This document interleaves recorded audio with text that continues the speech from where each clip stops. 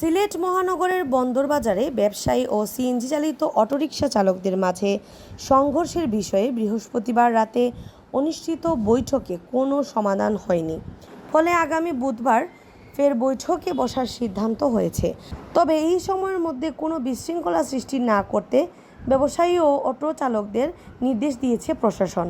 জানা গেছে, বৃহস্পতিবার দুপুর 1:30 থেকে বেলা 2:15 পর্যন্ত সিলেট মহানগরের বন্দরবাজারে সিটি মার্কেটের ব্যবসায়ী এবং সিএনজি চালিত অটোরিকশা চালকদের মাঝে ধাওয়া পাল্টা ধাওয়া ও সংঘর্ষ হয়েছে। এতে উভয় পক্ষের 15-20 জন আহত হন এবং 25 থেকে 30টি গাড়ি ও 5টি দোকান ভাঙচুর করা হয়। পরে বিকাল 3টায় দুপক্ষকে নিয়ে বৈঠকে বসার প্রস্তুতি নেয় পুলিশ। বৈঠকে কোনো সুরাহা না হওয়ায় রাত 8:30টায় সিলেট সার্কিট হাউসে ফের বৈঠক অনুষ্ঠিত হয়।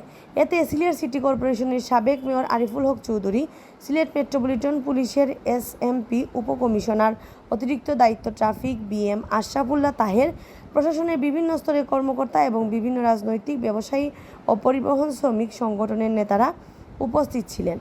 বৈঠকে আলোচনার মাধ্যমে কোনো সমাধান না আসায় 15 জনের একটি কমিটি গঠন করে দেওয়া হয়। এতে পুলিশ, প্রশাসন, ব্যবসায়ী সংগঠন এবং পরিবহন শ্রমিক সংগঠনের 5 জন করে প্রতিনিধি রয়েছেন, যারা সংঘর্ষের বিষয়ে সার্বিক খোঁজখবর নিয়ে বুধবারে অনুষ্ঠিতব্য বৈঠকে তথ্য উপস্থাপন করবেন এবং এর ভিত্তিতে বিষয়টি সমাধান করা হবে। এসব তথ্য সিলেট ভিউকে নিশ্চিত করেছেন এসএমপির মিডিয়া অফিসার অতিরিক্ত উপকমিশনার মোহাম্মদ সাইফুল ইসলাম। জানা যায়, বন্দরবাজার এলাকার সিটি সুপার মার্কেটের সামনের রাস্তায় অটোরিকশা পার্কিং ও যাত্রী উঠানো নামানো নিয়ে বেশ কয়েকদিন ধরে দ্বন্দ্ব চলে আসছে। বৃহস্পতিবার দুপুর 1টার দিকে মার্কেটের সামনে একটি অটোরিকশা যাত্রী নামিয়ে ভাড়া নিতে গেলে ব্যবসায়ীরা গাড়ি সরাতে বলেন। এ সময় ওই অটোরিকশা চালক ও ব্যবসায়ীদের মধ্যে বাকবিতণ্ডা শুরু হলে কয়েকজন অটোরিকশা চালক জড়ো হয়ে ব্যবসায়ীদের দিকে মারমুখী হন এবং দুপক্ষের মাঝে হাতাহাতি হয়। এ ঘটনার জের ধরে কিছুক্ষণ পর দুপক্ষের মাঝে সংঘর্ষ এবং অটো চালকরা পিছু হটেন। এর কিছুক্ষণ পর ফের তাদের ধাওয়া করে বন্দরবাজার ছাড়া করেন ব্যবসায়ীরা। এ সময় অজস্র ইট পাটকেল নিক্ষেপ করেন ব্যবসায়ীরা। এই হাতাহাতির ধাওয়া পাল্টা দেওয়া ও সংঘর্ষের সময় 5টি দোকান ভাঙচুর করেন অটো চালকরা।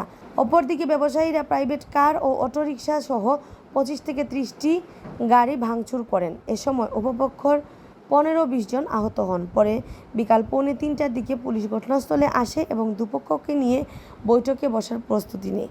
এদিকে ঘটনার পর থেকে বন্দরবাজার এলাকায় অবরোধ করে রাখেন অটোরিকশা চালকেরা। পরে বিকাল 4:30টার দিকে এসএমপির উপকমিশনার বিএম আশরাফুল্লাহ তাহেরের আশ্বাসে তারা অবরোধ তুলে নেন। বিষয়টি নিয়ে ব্যবসায়ী অটো চালকরা করেছেন পাল্টাপাল্টি অভিযোগ। ব্যবসায়ীরা বলছেন, তারা দীর্ঘদিন ধরে সিটি মার্কেটের সামনে অটোরিকশা পার্কিং ও যাত্রী উঠানো নামানো না করতে নিষেধ করেছেন।